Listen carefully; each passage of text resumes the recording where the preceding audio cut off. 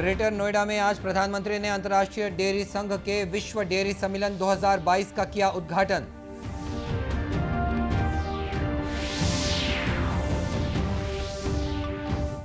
रक्षा मंत्री ने कहा कि देश में तीनों सेनाओं में समन्वय के प्रयास जारी। नई दिल्ली में भारतीय सेना के लॉजिस्टिक्स सेमिनार को किया संबोधित।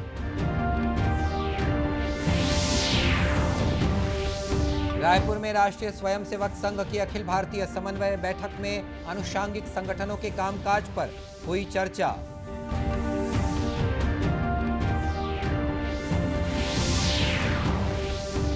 और आज तड़के कोरबा जिले में हुई सड़क दुर्घटना में 7 लोगों की मृत्यु। मुख्यमंत्री ने घटना पर जताया दुख।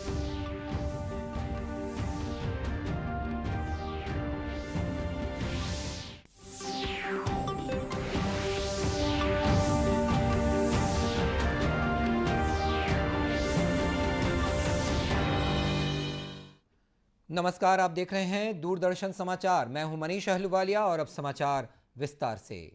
प्रधानमंत्री नरेंद्र मोदी ने आज ग्रेटर नोएडा में अंतर्राष्ट्रीय डेयरी संघ के विश्व डेयरी सम्मेलन 2022 का उद्घाटन किया। इस अवसर पर प्रधानमंत्री ने कहा कि विश्व में भारत सर्वाधिक दुग्ध उत्पादन करने वाला देश है। ये सेक्टर भारत के करीब 8 करोड़ लोगों को रोजगार मुहैया कराता है। उन्होंने कहा कि भारतीय डेयरी उद्योग इस मायने में सबसे अलग है कि ये सहकारिता के मॉडल पर आधारित है, जो छोटे और सीमांत किसानों, खासकर महिलाओं का सशक्तिकरण करता है। पूरे विश्व में सबसे ज्यादा दुग्ध उत्पादन करने वाला देश है। आज भारत के 8 करोड़ से ज्यादा परिवारों को ये सेक्टर रोजगार मुहैया कराता है। भारत के डेयरी सेक्टर की यूनिकनेस आपको अन्य जगह पर शायद ही कभी कहीं मिल जाए। आज वर्ल्ड डेयरी समिट में इसका जिक्र मैं इसलिए भी कर रहा हूं क्योंकि विश्व के अनेक गरीब देशों के किसानों के लिए ये एक बेहतरीन बिजनेस मॉडल बन सकता है। साथियों, भारत के डेयरी सेक्टर की इस खासियत को एक और यूनिकनेस से जबरदस्त सपोर्ट मिलता है। हमारे डेयरी सेक्टर की दूसरी विशेषता है भारत का डेयरी कोऑपरेटिव सिस्टम। आज भारत में डेयरी कोऑपरेटिव का एक ऐसा विशाल नेटवर्क है जिसकी मिसाल पूरी दुनिया में मिलना मुश्किल है। यह सम्मेलन 15 सितंबर तक चलेगा। इस कार्यक्रम में वैश्विक और भारतीय डेयरी उद्योग से जुड़े उद्यमियों, विशेषज्ञों, किसानों और नीति योजनाकारों सहित सभी हितधारक शामिल हो रहे हैं। सम्मेलन में पोषण और जीविका के लिए डेयरी के विषय पर एक विचार विमर्श भी किया जा रहा है। विश्व डेयरी सम्मेलन 2022 में 50 देशों के 1500 से अधिक प्रतिभागी शामिल हो रहे हैं। रक्षा मंत्री राजनाथ सिंह ने कहा है कि देश में तीनों सेनाओं में समन्वय के प्रयास जारी हैं। आज नई दिल्ली में भारतीय सेना के लॉजिस्टिक्स सेमिनार को संबोधित करते हुए रक्षा मंत्री ने अर्थव्यवस्था को नई ऊंचाइयों तक ले जाने पर बल दिया। उन्होंने साझा प्रचालन तंत्र की आवश्यकता बताई ताकि एक सेना के संसाधन निर्बाध रूप से अन्य सेनाओं को उपलब्ध कराए जा सकें। उन्होंने कहा कि सेनाओं में समन्वय से प्रचालन तंत्र को सर्वाधिक लाभ होगा। नेशनल इकोनॉमीज के सिग्निफिकेंट कंपोनेंट्स में से एक है। लॉजिस्टिक्स किसी देश में प्रोडक्टिविटी से लेकर इन्फ्लेशन रेट, एनर्जी की कॉस्ट, उनकी अवेलेबिलिटी और इकोनॉमी के अनेक अन्य महत्वपूर्ण एस्पेक्ट्स को यह प्रभावित करता है। अपनी रोजमर्रा की जिंदगी में हम देखें, सुबह उठने से लेकर रात सोने तक लॉजिस्टिक्स से हम दो चार होते ही रहते हैं। हमारा खाना पीना, पहनना ओढ़ना, पढ़ना लिखना या बिजनेस, हर चीज लॉजिस्टिक्स और सप्लाई चेन मैनेजमेंट से जुड़ी हुई है। हम ध्यान दें तो पाएंगे कि हो सकता है सुबह हमारे ब्रेकफास्ट की प्लेट में जो फूड ग्रेन्स हमें मिला उसका कुछ हिस्सा पंजाब से आया हो तो कुछ बंगाल से आया हो। धीरे धीरे लॉजिस्टिक्स का दायरा और युद्ध में उनका रोल बढ़ता चला गया। वार की प्रिपेयर्डनेस के अनुरूप राइट टाइम और राइट प्लेस पर राइट क्वालिटी और क्वांटिटी के साथ राइट आइटम्स सेनाओं के पास उपलब्ध हों, इसे इंश्योर करने में मिलिट्री लॉजिस्टिक्स सिस्टम की भूमिका भी स्वाभाविक रूप से बढ़ती गई। जैसा कि हम जानते हैं कि वार्स का सामना भले ही दशकों के अंतराल पर करना पड़े, पर मिलिट्री लॉजिस्टिक्स की तैयारी हमें हमेशा रखनी ही पड़ती है। श्री सिंह ने कहा कि भारत 50 खरब डॉलर की अर्थव्यवस्था बनने की ओर अग्रसर है। भविष्य में युद्ध और प्रशासनिक क्षेत्र सहित विभिन्न क्षेत्रों में साजो सामान की सुचारू आपूर्ति बनाए रखना महत्वपूर्ण होगा। उन्होंने कहा कि सरकार ने प्रचालन तंत्रों में एकीकरण और देश की आत्मनिर्भरता के लिए अनेक महत्वपूर्ण नीतियां बनाई हैं, जिनमें राष्ट्रीय प्रचालन तंत्र नीति और प्रधानमंत्री गति शक्ति प्लेटफॉर्म के माध्यम से बुनियादी ढांचा विकास पर विशेष रूप से ध्यान देना शामिल है। श्री सिंह ने सरकार के विभिन्न उपायों का उल्लेख किया, जिनसे विश्व स्तरीय सड़क, राजमार्ग और एक्सप्रेसवे के निर्माण में मदद मिली है। राष्ट्रीय स्वयंसेवक संघ के सह कार्यवाहक डॉक्टर मनमोहन वैद्य ने कहा है कि संघ की बैठक में भारत को जोड़ने पर चर्चा हुई है। भारत में स्व का मतलब है सभी समाज को जोड़ना। उन्होंने रायपुर में चल रहे राष्ट्रीय स्वयंसेवक संघ की अखिल भारतीय समन्वय बैठक के समापन अवसर पर आयोजित प्रेस वार्ता में ये बात कही। श्री वैद्य ने कहा कि देश में विविधता के बाद भी एकता है। जो चला स्वाधीनता का संग्राम, इसमें भारत का कोई प्रदेश, कोई जाति, कोई जनजाति, कोई वर्ग बाकी नहीं रहा जिसका इसमें कंट्रीब्यूशन नहीं था। केवल कुछ लोगों के नामों की चर्चा अधिक होती है। पहली बार सारे देश ने अनुभव किया कि सबका सहभाग था। अनेक लोगों के तो पता नहीं था हमारे गांव से ऐसा कुछ हुआ है, तो बहुत गौरव का अनुभव सब लोगों ने किया है। लेकिन स्वाधीनता, स्वतंत्रता, स्वदेशी स्वावलंबन में एक शब्द कॉमन है, वो भारत का स्व है। ये स्व को समझना आवश्यक है। ये भारत का स्वत्व है, यही सारे भारत को आपस में जोड़ता है।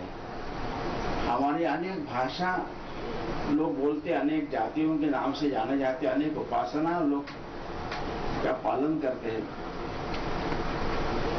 परंतु सबको एक साथ जोड़ने वाला जो भारत का स्व है, यह स्व कैसे प्रकट होगा, उस पर भी चर्चा यहाँ पर हुई।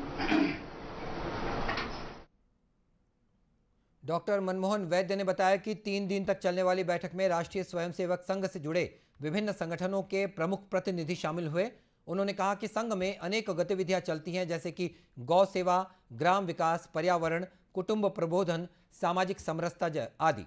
इन विषयों को आगे बढ़ाने पर भी चर्चा हुई है। इसके अलावा शिक्षा और वैचारिक क्षेत्र, आर्थिक जगत, सेवा कार्य और विभिन्न सामाजिक और राष्ट्रीय सुरक्षा से जुड़े मुद्दों पर भी चर्चा की गई। कोरबा जिले में आज सुबह सड़क दुर्घटना में 7 लोगों की मौत हो गई है। मुख्यमंत्री भूपेश बघेल ने इस घटना पर दुख जताया है। एसडीएम नंदजी पांडे ने बताया कि यह दुर्घटना राष्ट्रीय राजमार्ग पर मड़ई घाट के निकट हुई। रायपुर से सीतापुर जा रही बस खड़े ट्रेलर से टकरा गई। दुर्घटना में 2 व्यक्ति घायल हो गए, जिनकी हालत चिंताजनक है। घायलों को कोरबा जिला अस्पताल में भर्ती कराया गया है। 4 बजे के आसपास में ये जो रायपुर से सीतापुर जा रही थी बस, इसका मड़ई के आगे 400 मीटर आगे ट्रक से टकराने से दुर्घटना हुई है, जिसमें अभी तक 7 लोगों की मौत हो चुकी है। जो घायल हैं उनका ओडिया के हॉस्पिटल में और कोरबा के हॉस्पिटल में इलाज चल रहा है। जो मृतक हैं उनको परिजनों की सूचना देकर बुला लिया गया है और उनको ससम्मान भेजने की व्यवस्था की जा रही है। इस बीच भिलाई में भी एक सड़क हादसा हो गया है। इस हादसे में 2 लोगों की मृत्यु हो गई। बताया जाता है कि भिलाई सेक्टर 10 गणेश पंडाल के पास असंतुलित वाहन की चपेट में आने से 2 लोगों की मृत्यु हो गई। वहीं 3 अन्य लोग घायल भी हो गए हैं। दुर्ग के अतिरिक्त पुलिस अधीक्षक संजय ध्रुव ने घटना के बारे में विस्तार से जानकारी दी। एक ट्रेलर में जो कि विसर्जन के लिए निकले हुए थे, सेक्टर 10 चौक के पास पीछे से गाड़ी आई कार और उस ट्रेलर से टकराई, जिसमें गणेश प्रतिमा थी और उस ट्रेलर में बैठे हुए 2 लोग समिति के वो नीचे गिर गए। तत्काल उनको हॉस्पिटल ले जाया गया, जहां इलाज के दौरान दोनों की मौत हो गई। इसमें आरोपी को हिरासत में ले लिया गया है अपराध पंजीबद्ध होने के बाद। अतिरिक्त पुलिस अधीक्षक ने बताया कि वाहन चालक को गिरफ्तार कर लिया गया है। देशव्यापी टीकाकरण अभियान के तहत देश में अब तक 215 करोड़ 26 लाख से अधिक कोविड रोधी टीके लगाए जा चुके हैं। 4 करोड़ से अधिक लोगों को टीके की पहली डोज दे दी गई है। स्वास्थ्य मंत्रालय ने बताया कि इस समय 47,176 मरीज उपचाराधीन हैं। स्वस्थ होने की दर 98.71% है।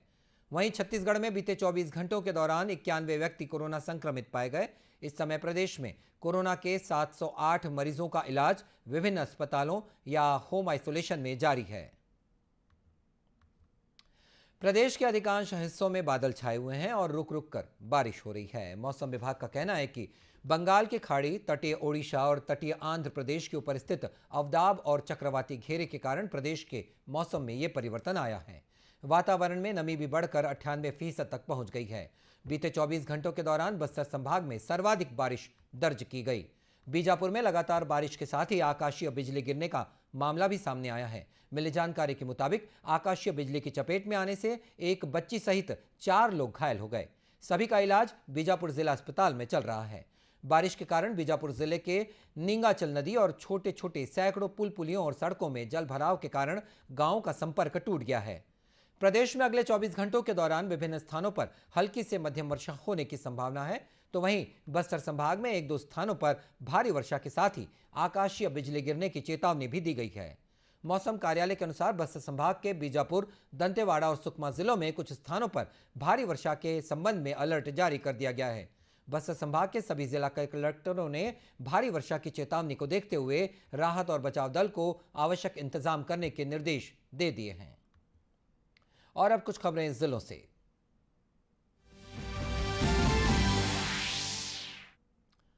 जशपुर जिले में मछुआ कल्याण बोर्ड के अध्यक्ष M.R. निषाद ने जिला कछुआ सहकारी समिति की बैठक ली, जिसमें उन्होंने अधिकारियों को मछुआरों की समस्याओं का त्वरित निराकरण करने के निर्देश दिए। उन्होंने कहा कि समिति में ज्यादा से ज्यादा मछुआरों को जोड़ा जाए, जिससे उन्हें सरकारी योजनाओं का लाभ मिल सके। कबीरधाम जिले में स्कूल बसों की फिटनेस की जांच की गई। साथ ही स्कूल बस चालकों और परिचालकों का स्वास्थ्य परीक्षण भी किया गया। साथ ही उन्हें यातायात नियमों की जानकारी दी गई और बच्चों से मधुर व्यवहार के लिए प्रेरित किया गया। उन्हें आपातकालीन स्थिति से निपटने के लिए अभिव्यक्ति ऐप भी डाउनलोड करवाया गया। लोगों को स्वास्थ्य के प्रति सजग रहने के उद्देश्य से आज भिलाई में राज्य स्तरीय क्रॉस कंट्री दौड़ का आयोजन किया गया। फिट इंडिया मुहिम के तहत आयोजित इस दौड़ में बड़ी संख्या में युवा खिलाड़ियों के अलावा महिलाओं और पुरुषों ने भी हिस्सा लिया और स्वस्थ रहने का संदेश दिया। दौड़ के संयोजक मनीष पांडे ने बताया कि इस आयोजन का उद्देश्य लोगों को स्वास्थ्य के प्रति जागरूक करना और प्रधानमंत्री नरेंद्र मोदी के फिट इंडिया अभियान को गति प्रदान करना है। राजनांदगांव में साहित्यकार डॉक्टर बलदेव प्रसाद मिश्र की 124वीं जयंती मनाई गई। कार्यक्रम में वक्ताओं ने उनके व्यक्तित्व और कृतित्व पर प्रकाश डाला। गौरतलब है कि डॉक्टर बलदेव प्रसाद मिश्र की साहित्य कृति में मानस की रामकथा, राम राज्य, साकेत संत, तुलसी दर्शन, मानस माधुरी, जीवन संगीत, उदात्त संगीत जैसी रचनाएं शामिल हैं। और बुलेटिन के अंत में मुख्य समाचार एक बार फिर।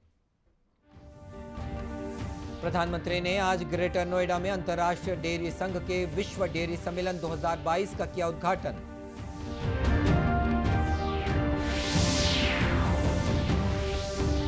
रक्षा मंत्री ने कहा कि देश में तीनों सेनाओं में समन्वय के प्रयास जारी। आज नई दिल्ली में भारतीय सेना के लॉजिस्टिक सेमिनार को किया संबोधित।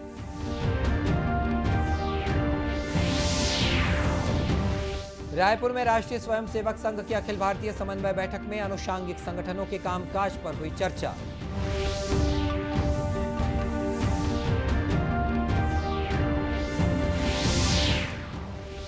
और कोरबा जिले में आज सुबह सड़क दुर्घटना में 7 लोगों की मौत। मुख्यमंत्री ने घटना पर जताया दुख।